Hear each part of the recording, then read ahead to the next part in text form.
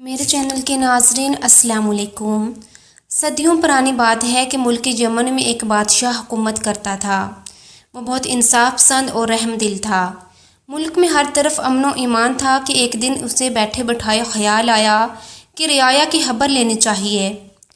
बस उसने ऐलान करवाया कि बादशाह को कोई ऐसी कहानी सुनाए जो उसने कभी ना सुनी हो। जो ऐसी कहानी सुनाएगा उसे सोने का हाथी इनाम में दिया जाएगा। मेरे चैनल के नाज़रीन अस्सलाम वालेकुम। सदियों पुरानी बात है कि मुल्क यमन में एक बादशाह हुकूमत करता था।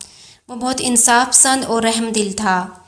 मुल्क में हर तरफ अमन व ईमान था कि एक दिन उसे बैठे बैठाए ख्याल आया कि रियाया की खबर लेनी चाहिए। बस उसने ऐलान करवाया कि बादशाह को कोई ऐसी कहानी सुनाए जो उसने कभी ना सुनी हो। जो ऐसी कहानी सुनाएगा उसे सोने का हाथी इनाम में दिया जाएगा।